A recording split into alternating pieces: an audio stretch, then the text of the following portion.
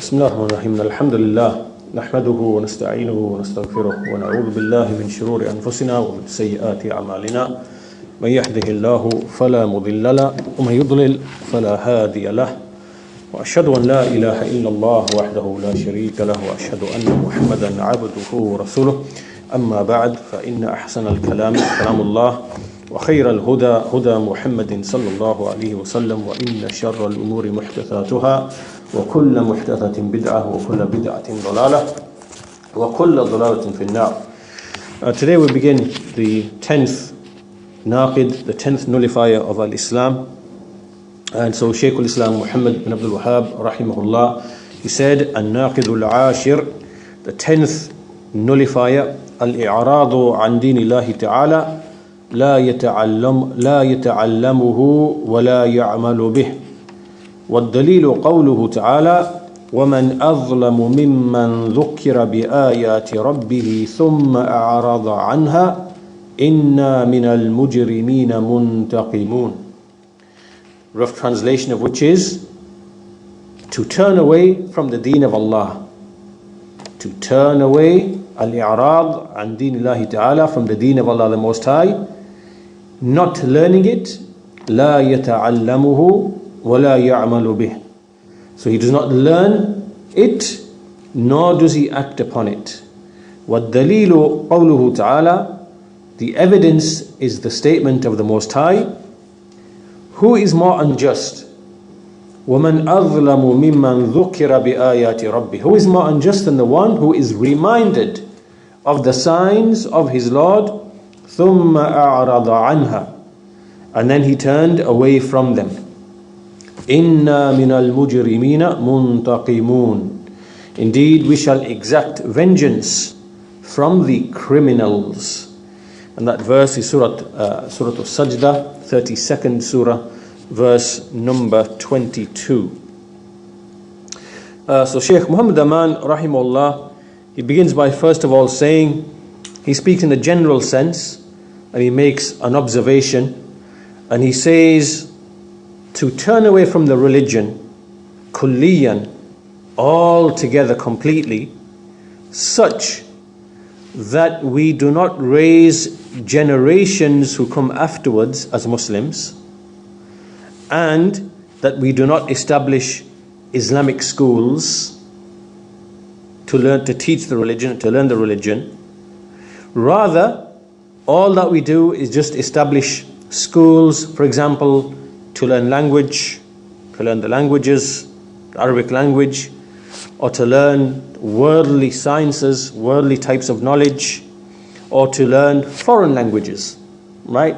So schools are set up only to learn English, French, to learn the Arabic language itself, just the language, or to learn engineering, or to learn any other type of worldly science.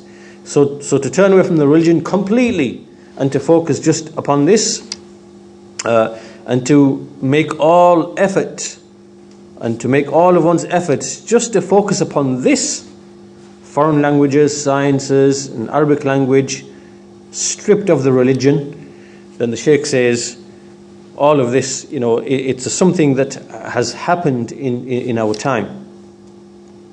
So he says, therefore, it is wajib, first of all, that we are Muslims, who learn what has come from the Prophet sallallahu alaihi wasallam. And this is the first thing that we have to do. He says, those people who come and they're not bothered at all to learn what has come from the Prophet sallallahu alaihi wasallam, nor do they teach it, so they don't learn it, nor do they teach it, nor do they call people to learn it and to teach it. Rather, the only thing they are concerned with is to learn foreign languages, teach English, or to learn some of the practical sciences, as they call them, practical, sciences. He says these types of people, فَهَؤُلَاءِ أَعْرَضُوا عَنِ الْإِسْلَامِ كُلِّيًّا. It's as if these people have turned away from Islam completely. And he says, وَاقْتَفُوا مِنَ الْإِسْلَامِ بِمَا يُسَمَّى الْإِسْلَامِ الرَّسْمِ. And so they've just happy and sufficed with Islam that is just cultural. It's just symbols and cultural, and that's it, and they're happy with that. He says, as for Islam, that is the true Islam, it is that a Muslim learns what has come from the Prophet ﷺ, especially that knowledge which is fardul ayn, especially the knowledge which is an individual obligation upon him. Then the Shaykh goes on to mention the part of the Naqid. He says, what dalil, the evidence, what is the evidence? He brings the verse in the Quran that we mentioned from Surah Al-Sajdah, وَمَنْ أَظْلَمُ مِمَّنْ ذُكِرَ بِآيَةِ رَبِّهِ, al-ayah, to the end of the ayah. He says, this means a man, he turns away from the deen of Allah, he does not learn it, he does not act upon it, and when you call him, when you invite him and say, come, learn the ilm al-shar'i, come and learn the ilm al-shar'i. He says, his response, أنا Muslim, لست بكافر. He says, look, I'm a Muslim, I'm not a kafir. And then he brings all these doubts, shubuhat. And, you know, they bring these arguments, and some of them they say, well, what we are doing is we are looking at rational evidences. Right, so the Shaykh is really speaking about people like the Ash'aris and Maturidis, people like that. Right, so what they do is they will study the sciences of the disbelievers, they will study, you know, cosmology, they will study whatever else, and they will say, look, we're just trying to find rational evidences, al-adillah al-aqliyah, rational evidences, to prove our belief. To prove our belief. So they will focus a lot of time upon the sciences and learn them and, you know, try to bring proofs for them. But as for the Quran itself, then they don't believe that the Quran has any rational evidences. Or if they do, they believe that we can't really use them, because you can't prove the Quran with the Quran to non-Muslims. That's what they claim. That's one of the, you know, ideas that they have. So the Shaykh is really bringing some shubuhat that people bring, and he says, he continues to explain that these people say, look, we don't reject the Quran, but we just believe that the evidences in the Quran are dhanniyah, that they are speculative. They are not like certain and definitive. They're not yaqini. They don't bring absolute conviction. They are speculative. They are open to interpretation. Right? They can be interpreted in many different ways. So it's not definitive. It's not qat'i. It's not yaqini. So they bring these excuses, and they say, so what we are doing is we are trying to find evidences, al-adillah, al-aqliyah, al-yaqiniyah. Those evidences which are rational and which have conviction and are certain and are definitive. So the Shaykh says this is an example. He's indicating the fact that this is a type of manifestation of turning away from the religion. Al-i'rad an dinillahi ta'ala. This is al-i'rad anil Quran, turning away from the Quran. So the Shaykh says that to learn knowledge, there is from that knowledge which is fardul aynin, a person must have knowledge. Ignorance is not an excuse. So for example, learning the aqidah as-sahiha, the aqidah which is authentic, وَمَا يُضَادُهَا, and that which contradicts it and what nullifies it, to learn all of those affairs. وَأَرْكَانُ الْإِسْلَامِ وَالصَّلَاةِ وَأَرْكَانِهَا وَوَاجِبَاتِهَا, and likewise to learn the pillars of Islam, and likewise to learn the salah, its pillars, its obligations. Right? No Muslim can know his religion except by having this knowledge of the correct aqidah, of the knowing the pillars, the arkan of the prayer, its rulings, and so on and so forth, purification. All of these things, every single Muslim is obligated to acquire this knowledge, to turn to the deen, to acquire this ilm. And as for those people who say, look, we are already Muslim, and we don't need to learn aqidah and the pillars, we already know them. The Shaykh says this is incorrect. Why? Because in every age, in every era, there are shubuhat which come to a person's belief. There are shubuhat which are always spread. Like in our time, there are shubuhat. There is shubuhat about the Aqidah Salafiyya. People spread doubts about the Salafi Aqidah. They say it brings terrorism. Other people say that it is tajseem and tashbih, like the Ash'aris and Maturidis. Other people, like the Khawarij, they say, well, this is worship of the rulers, right? This Aqidah Salafiyya is worship of the rulers. You worship the rulers, you turn them into tawaghit and things like this. And then you have other people. So all of these shubuhat are always present, whether from the Mubtadi'ah or whether it is from the Ahlul Kufr wal Ilhad, from the atheists and other than them, Yahud, Nasara. All the shubuhat are always present. So a person is always in need of learning the foundations of his aqidah. And likewise, in terms of the ahkam, sometimes people do not know many things, and they fall short in some of the obligations. In the basic obligations like purification, the purification for women as it relates to menses and things like that, and so on and so forth. So the Shaykh says, from it is that which is fardu ayn, and from it is that which is fardu kifaya, that which is a collective obligation. If some people do it, it is removed from everybody else.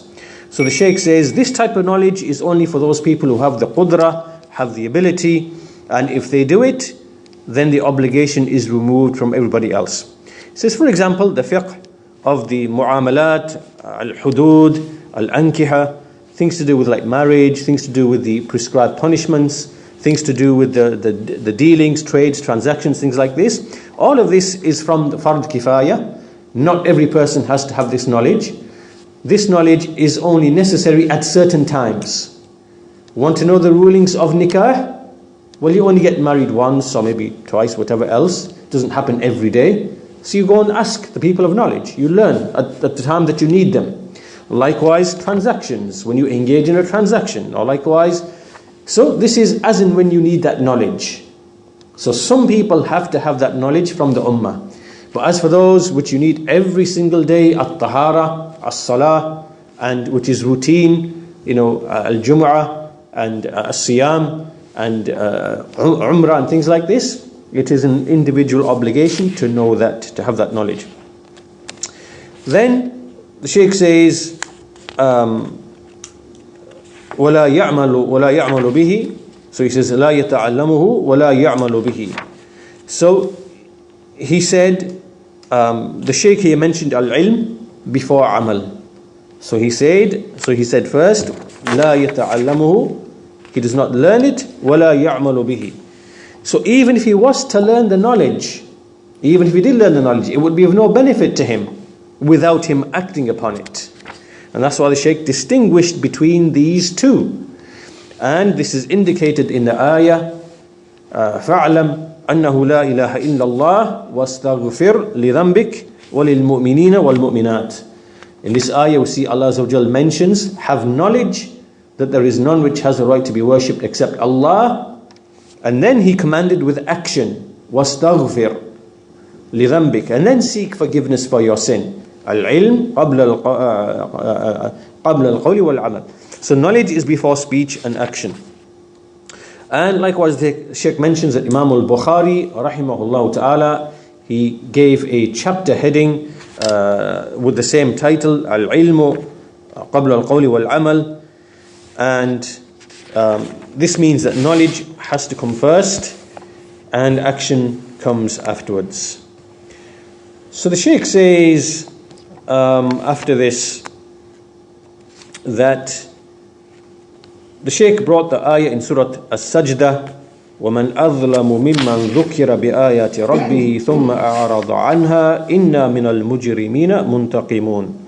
The Shaykh says this means that there is no person who is greater in dhulm than the one whom you remind him with the verse, with the signs of his Lord. You explain to him the dalil, the evidence, meaning for tawheed and things like this, and then he turns away. He just turns away, he's not interested.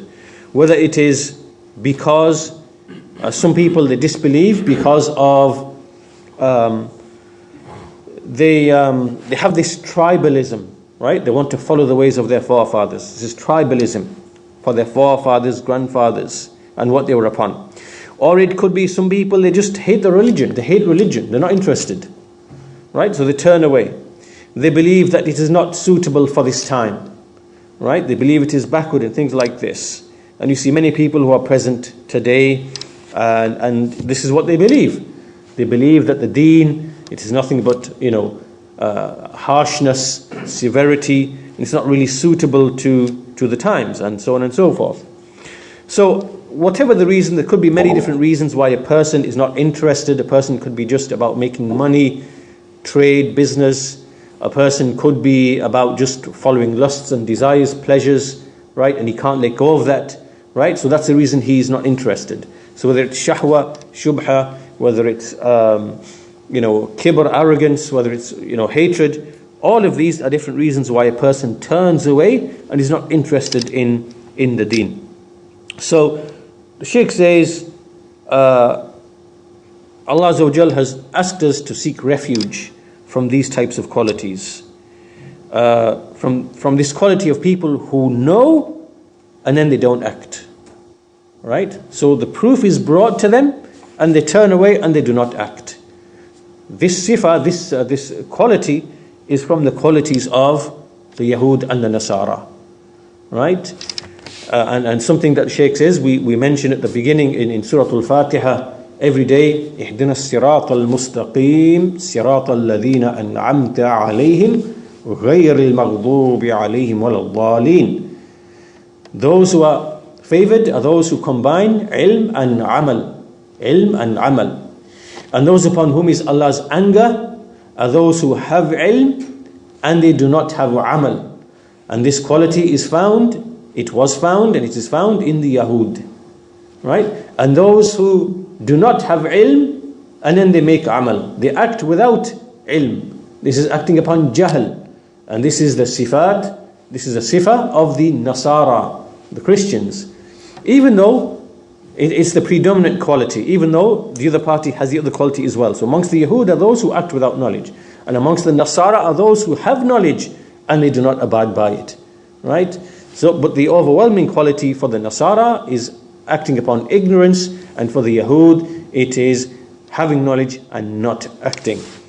And so the Shaykh says that this applies to everyone who is described with these characteristics. Even a Muslim can have these qualities. He can have Allah's anger upon him and he can be misguided and astray when he shares their qualities. So this is the kalam of Shaykh Muhammad Aman rahimahullah ta'ala. And next we move on to the speech of Shaykh Ubaid Al-Jabiri hafidhahullah ta'ala. And so the Shaykh begins after mentioning the naqid. He says, Al-i'rad عن الشيء والتولي عنه بمعنى واحد. So he says, Al-i'rad, this word that was used by Shaykh al-Islam, Al-i'rad, it has the same meaning as at-tawalli. At-tawalli. At-tawalli is to basically turn your back. Turn your back and to leave something. And al-i'rad is to turn around, turn away from something. So they have the same meaning. Kalimatan muttafiqatan ma'nan muttafiqani ma'nan muttafiqatani ma'nan. So he says these two words they are two words, but they are agreed in meaning, even if the wording is different. The Shaykh then goes on to explain that the deen of Islam is the deenul haqq. It is the true deen which the prophets and messengers came with from the time of Nuh alayhi salam to Muhammad sallallahu, who is the seal of the messengers. And every single prophet and messenger was not sent except with this deen of Islam. وَمَا أَرْسَلْنَا مِن قَبْلِكَ مِن رَسُولٍ إِلَّا نُوحِي إِلَيْهِ أَنَّهُ لَا إِلَهَ إِلَّا أَنَا فَاعْبُدُونَ. We never sent any messenger before you except that we revealed to him that there is none which has the right to be worshipped except me, so worship me alone. Al-Anbiya 21:25. And also the famous ayah the Shaykh brings in Surah Al-Nahl 16 verse 36, وَلَقَدْ بَعَثْنَا فِي كُلِّ أُمَّةٍ رَسُولًا أَنِ اعْبُدُوا اللَّهَ وَاجْتَنِبُوا الطَّاغُوتَ. And we indeed sent in every nation a messenger with this message to worship Allah alone and avoid false deities. So The Shaykh says that this then is the deen that every single prophet, every single messenger came with. And when Shaykhul-Islam Muhammad bin Abdul Wahhab speaks about al-i'rad, he then goes on to explain al-i'rad away from this deen. What does it mean to make i'rad from the deen of Islam, which every prophet and messenger came with? The Shaykh says, first of all, al-i'rad, the Shaykh himself, rahimullah, explained it. He said, فَلَا يَعْمَلْ بِهِ لَا يَتَعَلَّمُهُ وَلَا يَعْمَلُ بِهِ. So he explained what it means, al-i'rad. It means that you do not learn it, nor do you act upon it. Right? So the Shaykh himself, Shaykh al-Islam Muhammad bin al-Wahhab, himself explained the meaning of al-i'rad. لَا يَتَعَلَّمُهُ وَلَا يَعْمَلُ بِهِ. So he doesn't do this, nor does he do that. Right? So this is complete i'rad from the deen of Islam. Secondly, the Shaykh made istidlal. He used this ayah as a proof, the ayah in Surah Al-Sajdah.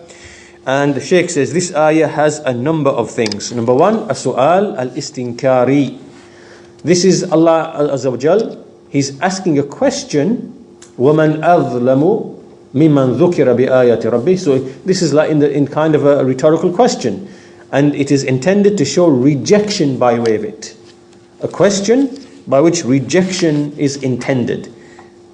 So, in other words, the meaning is, there is no one who is more unjust than the person who is described like this. He is reminded of the signs of the ayat of his Lord. The hujjah has been established upon him. And the warning from shirk has reached him. So the hujjah is established, and nawara, the warning is established. And the two aspects of the hujjah, number one, to call to tawheed, to establish tawheed. Number two, to warn from shirk.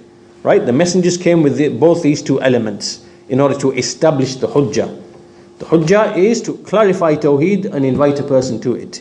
And then to refute shirk and warn the people against it. These two things, when they are brought together, this is the hujjah risaliyah. This is the proof that is brought by the messengers. And these are the two aspects of the hujjah, of the proof. And the Shaykh says this is because the asl, the foundation of the deen of Islam, is built upon these two things. Number one, the tawheed, ad-da'wa ila tawheed, to the tawheed of Allah, wa ikhlasu din lillah, and to purify the religion for Allah, and to call people to it, wal muwalat fih, to have loyalty with respect to it, wa takfiru man tarakahu, and to make takfir the one who abandoned it. That's one half. And the other half is an-nahi an shirk, to warn from shirk, and wal mu'adat fih, wa takfir man fa'ala dhalik, and to have enmity on the basis of it, and to make takfir of the one who falls into it. That's what the asl of the deen of Islam is founded upon. So the Shaykh then goes on to speak about da'wah. And he says that any person who builds his da'wah, he claims that it is a da'wah to Allah, then we look at his da'wah.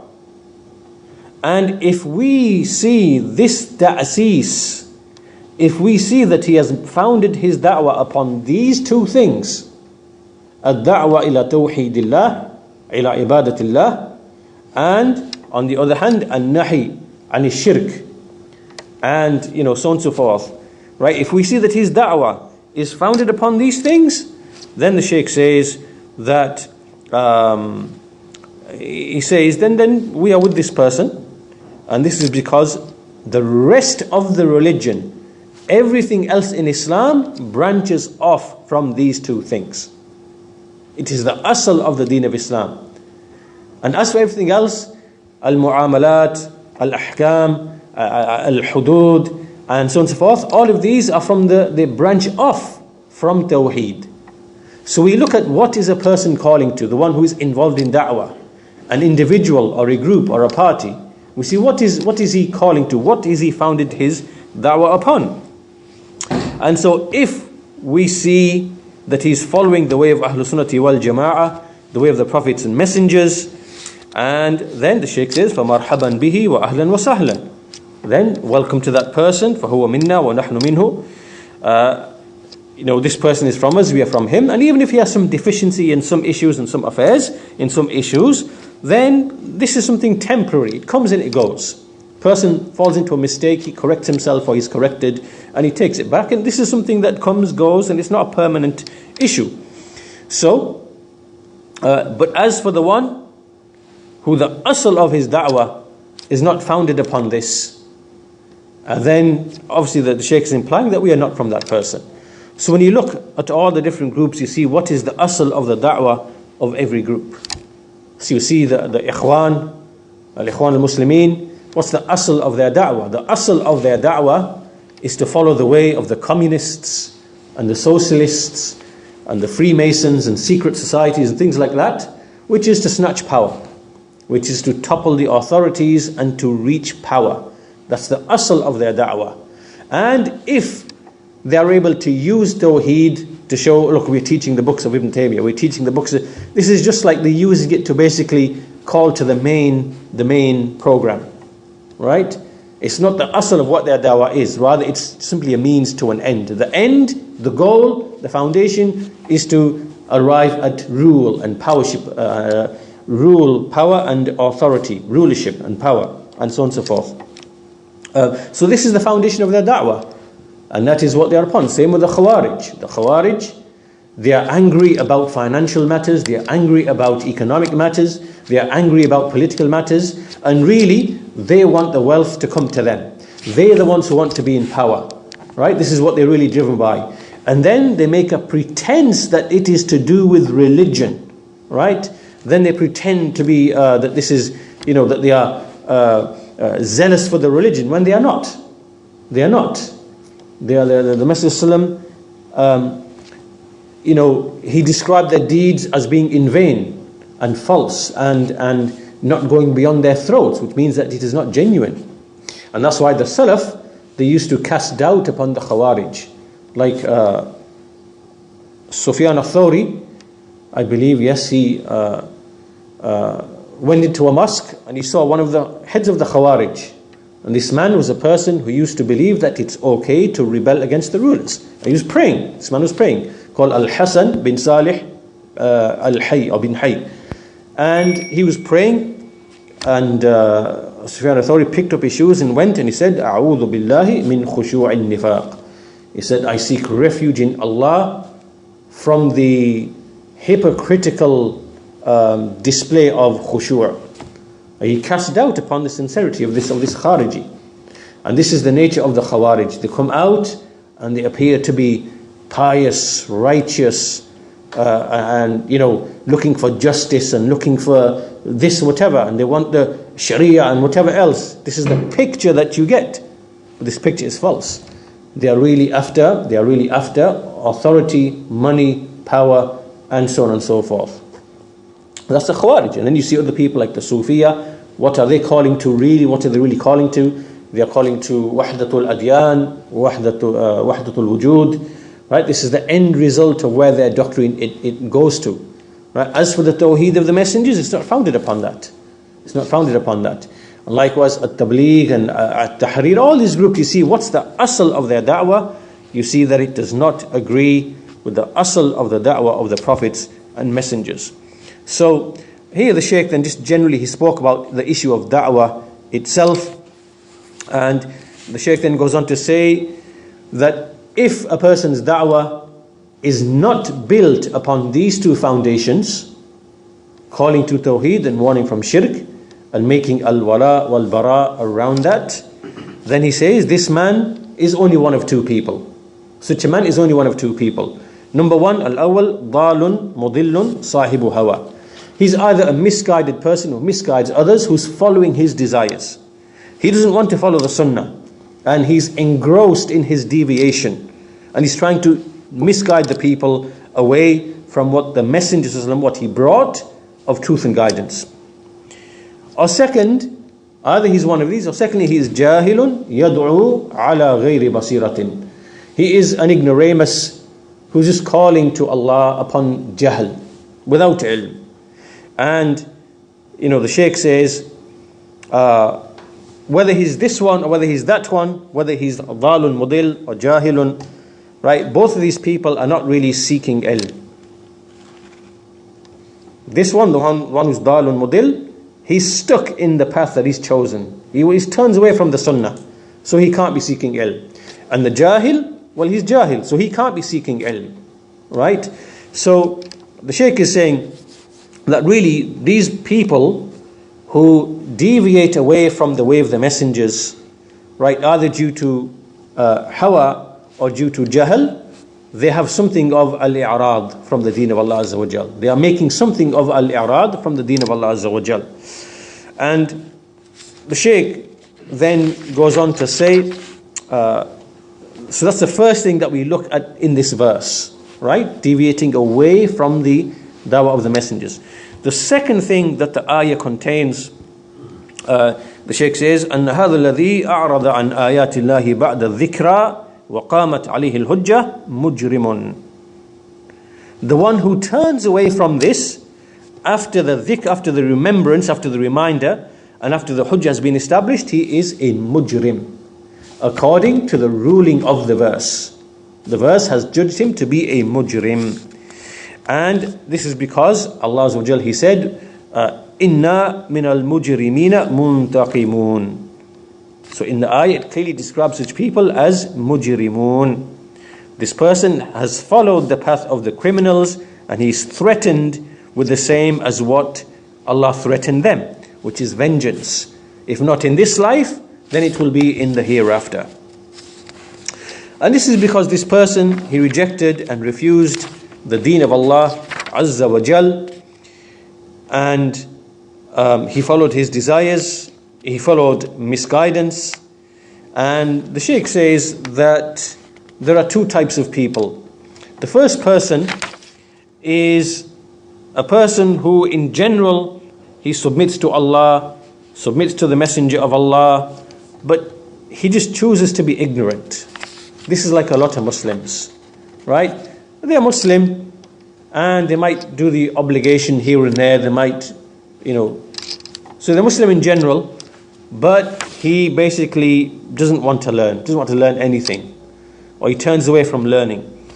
And this person, the Shaykh says, وَهُوَ ظَالِمٌ لِنَفْسِهِ فَاسِقٌ. This person is a zalim and a fasiq, such a person. And so he's referring to people who are generally Muslim. And then he says the second type is the one who refused to respond to the call of the messenger to begin with. This one is the kafir. ثاني قسم أبى الاستجابة لله ولرسوله فهذا كافر. The one who refuses to respond to Allah and His Messenger, فهذا كافر. فلم يؤمن برسالة النبي صلى الله عليه وسلم. So this person, he rejected the risala of the Messenger sallam. So they basically rejected to learn anything about this religion, and they are included in this ayah because the Quran and Islam is addressed to all of the creation. وَمَا أَرْسَلْنَاكَ إِلَّا كَافَّةً لِلنَّاسِ بَشِيرًا وَنَذِيرًا. So this is a proof that the Quran is addressed to all people, no exceptions. And the hadith, well-known hadith, وَالَّذِي نَفْسُ مُحَمَّدٍ بِيَدِهِ لا يسمع بأحد من هذه الأمة يهودي ولا نصراني ثم يموت ولم يؤمن بالذي أرسلت به إلا أدخله الله النار. By him in whose hand is the soul of Muhammad sallam, no one hears of me from this ummah. This ummah now is ummatul da'wah. It's not, there's two types of ummah. One ummah to whom the messenger's call is addressed to, that's everybody, and then there's the ummah of istijabah, the ummah that respond to him, right? So here min hadhihi al-ummah, referring to the ummah of the da'wah. So Yahudiyun wala Nasraniyun, any Jew or Christian, and then who dies and does not believe in me with what I sent, then Allah will enter him into the hellfire. So the Shaykh says all of the tawa'if, factions of kufr, whether they are kitabiyin or other than kitabiyin, the people of the book, other than people of the book, anyone among them who hears about this deen, he's about it, he's about Islam, and it is conveyed to him and it is spread, then it is, the Shaykh says, فَإِنَّهُ يَجِبُ عَلَيْهِمْ وُجُوبًا عَيْنِيًّا. It is an individual obligation now upon every person for him to find out and to learn about this deen. So now, in this time of ours, really with the spread of the means of communication and, Islam really entering every household because of what people hear, this is the means by which the Hujjah is kind of established, because people are hearing that there is Islam, it claims to have a book from Allah, it claims to be a prophet who's calling to what appears to be monotheism and whatever else, and so the spread of this and people coming to hear and know about this is something by which the Hujjah is established upon them, and as soon as they hear this, it is upon them to pursue. They ought to find out and verify what is going on here. Is this man truthful? Is this Quran from Allah? Is what Islam calls to, is it the truth? Is it justice? Right? They have to inquire and find out. And this is what happened with many of the Yahud and the Nasara. When Islam came, there were Jewish scholars like Abdullah from the scholars of the Jews, Abdullah bin Salam, and likewise from the Nasara, there were people who would come from Najran, from near Yemen, and they would debate and argue and discuss and try to find out what's going on. Right? So these people, they knew, they heard, and they came and they tried to find out. Right? This is the obligation upon every person who hears about Islam. So the Shaykh mentions about some of these affairs, people who accepted Islam, they became very good Muslims, and that's because when they studied Islam, they came to realize that this is the same what previous messengers called to, and it's the truth, it agrees with it, and so they accepted it. And there were some people, the Shaykh says, they are وَأَمَّا الْمُلَجِّلِجُونَ. This is a word which means the people who are mukhtalat, they are confused and not upright. Al-mu'anidun, the person who are stubborn opposers, they don't reject it, they don't accept it, instead they reject it, then they are the ones wahum kuffar. So the Shaykh goes on to explain, he mentions a hikayah, something that is related, and he says, أن حبرا من اليهود قال يا أبا القاسم جئت أسألك. One of the learned scholars of the Yahud came to the Messenger of Allah and he said, O Abu al-Qasim, I've come to ask you. فقال له رسول الله, the Messenger of Allah said to him, أينفعك شيء إن حدثتك. Now look at what the Messenger said to him. He said, if I was to narrate and tell you, is it going to benefit you? Look at what the Yahudi said. He said, أسمع بأذني. Now he's saying, I'm listening with my ears. And what he means, I'm listening with this, but I'm not accepting with this. That's what he means to say. So, وَلِهَذَا كَانُوا يَقُولُونَ سَمِعْنَا وَعَصَيْنَا. That's what the Yahudi used to say. We hear, but we don't obey. So, Shaykh says that this is the way of those people who turn away kulliyan. They're just completely not interested and they turn away. The hujjah has been established upon them. But as for then there's another group which can fall into this, and they can be from among the Muslims. The Shaykh says, for example, anyone who makes juhud of something that is known to be from the religion by necessity, right? So he rejects a clear obligation or a clear prohibition. So someone comes and he says, well, I don't believe the prayer is wajib, or I don't believe that alcohol is haram, right? So now he's making jahd, he's making, after having knowledge, he's making juhud, right? Willfully, knowingly, out of choice. So when we find this person among the Muslims, and he makes juhud in this manner, and then the conditions, the shurut are established, and the mawani to takfir are we verified, this person, فَهَذَا مُعْرِض كَافِرْ ارْتَدَّ عَنْ دِينِ اللَّهِ. That's what the Shaykh says. This person now, he's made i'rad from the deen of Allah by way of this action. Right? So if we think about this, the Shaykh really has described three groups. Right? The first group are those who turn away kulliyan from Islam. They hear about it and they listen and they refuse it and reject it. Right? So these are the kuffar, disbelievers. Then you have among the Muslims. Among the Muslims is one group. In general, they are Muslims and they're just ignorant and they choose to be ignorant. They don't want to learn like the details of the deen, but they accept Islam. Right? This is many of the sinful Muslims. So these people are ظالمون فاسقون. They are not disbelievers. Right? And then the third group is a person who is upon Islam and then he comes and he rejects an obligation, or he rejects something that is known to be from Islam بالضرورة, by necessity, like a clear-cut obligation from the pillars, for example, or a clear-cut prohibition from the major prohibitions, like for example the prohibition of marrying a mahram, right, or the prohibition of riba, or the prohibition of khamar. All of these are well-known, open, manifest affairs to everybody. So he comes and he makes jahd. He says, I don't believe it's obligatory. I don't believe it's prohibited. Or he says about an obligation, I don't believe it's an obligation. This person now, after the shurut are established and the mawani', any barriers to his takfir are removed, right? So he's not ignorant, he's not making a faulty interpretation, he's not intoxicated when he says this, he knows what he's saying, what he's doing, right? This person then, as the Shaykh says, فَهَذَا مُعْرِض كَافِرْ ارْتَدَّ عَنْ دِينِ اللَّهِ. So, this is where the Shaykh,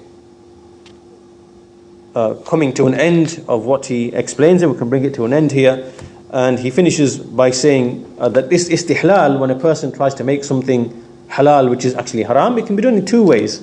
Number one, he explicitly says it with his mouth, right? At-tasrih bil-qawl. So he says alcohol is not haram, but he's now made alcohol halal, right? Here he's clearly stated it with his tongue. And then we can judge him by way of that after the shurut and the mawani, the issue of the barriers to takfir. Or secondly, it might be something that's amrun batin. It's in his, in himself. It's between him, Allah, between him and Allah. We don't know it, right? But this person is a munafiq. As it relates to Allah's knowledge of him, this person is a munafiq. Because inwardly he's secretly believing that alcohol is not haram, or the prayer is not wajib, or it's prohibited to marry someone who is from the maharim, right? He inwardly believes these things. Outwardly he doesn't say it. So as it relates to us, he's a Muslim to us in the ahkam of the dunya, ahkam of dunya.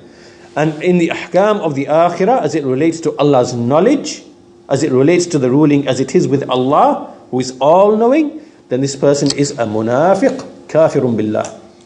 Right? So, obviously, but he doesn't express what he is believing. So we have no way of knowing that. And so therefore we cannot judge a person with anything. But this person is from the munafiqeen, is like haluhu kahali Abdullah bin Abi ibn Salul. His situation is like the hypocrites in Medina. And those are the people whom Allah will, as he says, إِنَّ الْمُنَافِقِينَ فِي الدَّرْكِ الْأَسْفَلِ مِنَ النَّارِ. Indeed, the hypocrites are in the lowest depth of the hellfire. This brings us to an end of this naqid. It's almost coming to an end of our time, 5 o'clock, so we'll stop at this point. And inshallah, this brings us to the end of the 10 nawaqid. There is some text which is left at the end.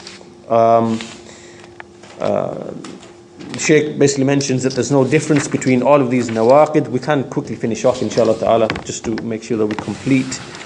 So we can complete the whole treatise before Ramadan. So I think this will be the last lesson now. Next week I won't be here, and the week after I won't be here as well. So the Shaykh at the end he says, وَلَا فَرْقَ فِي جَمِيعِ هَذِهِ النَّوَاقِدِ بَيْنَ الْحَازِلِ وَالْجَادِ وَالْخَائِفِ إِلَّا الْمُقْرَحِ. So the Shaykh now is saying that all of these 10 nawaqid, there's no difference between the one who does so, who falls into these, out of jest, or on purpose, or out of fear, the only exception is the one who is compelled, al-mukrah. Right? The only exception is the one who is compelled. And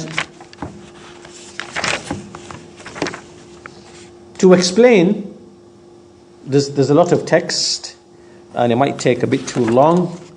So what we'll do is to quickly give an example to illustrate, right, to the three things that Shaykh al-Islam Muhammad bin Abdul Wahhab has mentioned. Let's imagine, and I think I gave this example before as well, but this example will illustrate the points here. Let's take the example of al-istihza, mockery and belittlement of the deen of Islam.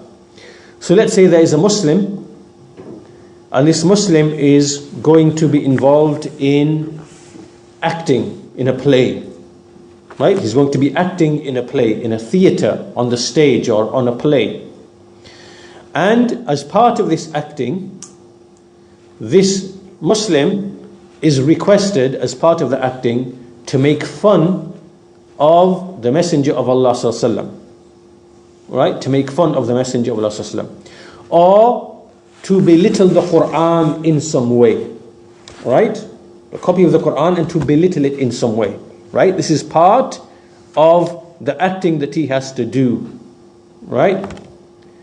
So now, there are 3 or 4 situations.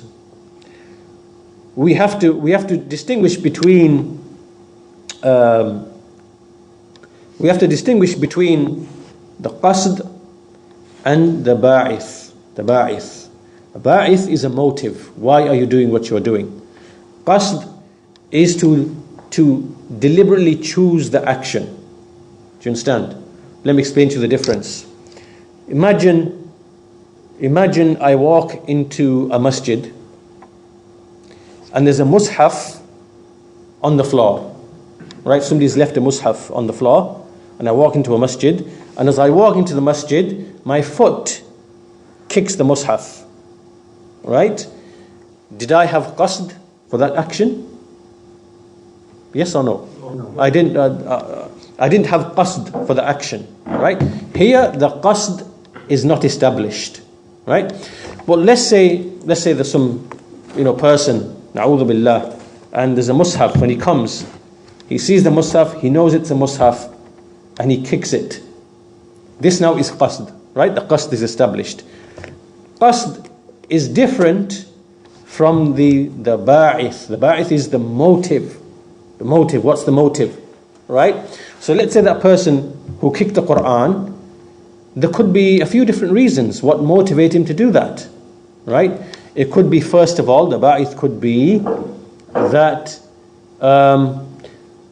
let's say someone paid him some money to do it.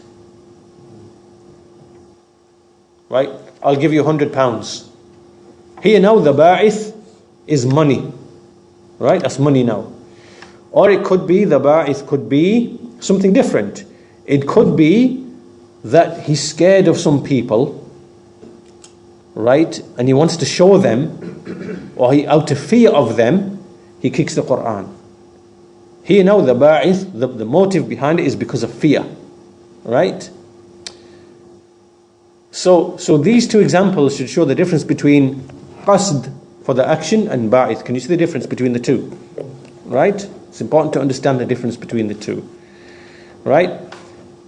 What we are looking for is whether a person does it knowingly. Yeah?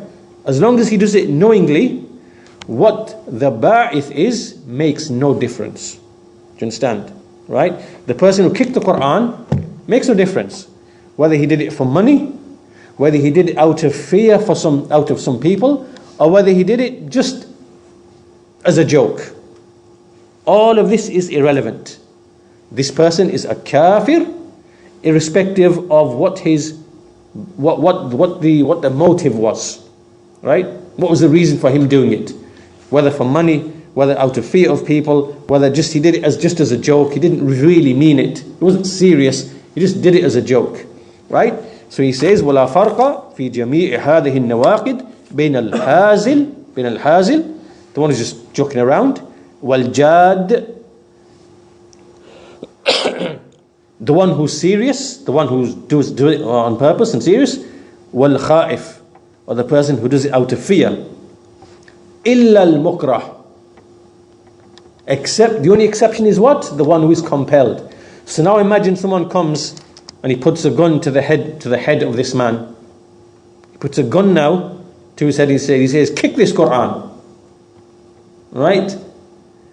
When that man kicks the Quran, did he have qasd for the Quran? He did, didn't he? The qasd now is established. He knows what he's doing and he's going to kick the Quran. But he is mukrah. He is now compelled, even though the qasd is present. He willingly and knowingly is doing that action. Right? So look at how the only exception is this al-ikrah, is the issue of being compelled. If there is no compulsion, then all of those reasons or motives, it makes no difference. Whether you did it for money, whether you were scared of certain people, whether you did it to please certain people, whether you did it just as a joke and you weren't even being serious. As long as you intended the act and you did the act and you had knowledge that this is kufr, then you become a kafir. Right? So this applies to all of these nawaqid. It applies to all of these nawaqid. If you fall into one of these nawaqid out of qasd, out of ilm and qasd, knowing that it is kufr, and you willfully and deliberately choose that action, then this now is kufr. Right? As for the motive, irrelevant. Do you understand? The motive is irrelevant. So this is what the Shaykh explains. It's very important to understand that point. And so let me just say, Shaykh Bidi says, أنه لا فرق بين الواقعين فيها فهم من وقع فيها على سبيل الحزل أو الجد أو خوف الناس فكله راكب ناقدا من نواقض الإسلام يخرجه إلى الكفر. أنه لا يستثنى من الواقعين فيها إلا المكره، والمقصود بالمكره هو من لا يستطيع التخلص من مكرهه. And then he gives an example. He says the only exception is the one who's compelled. And what does it mean compelled? The one compelled means that the one who's got no escape from the one who's compelling him.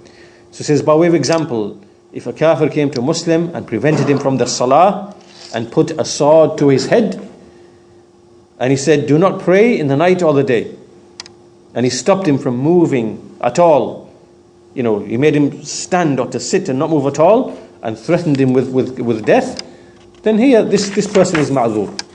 This person is excused.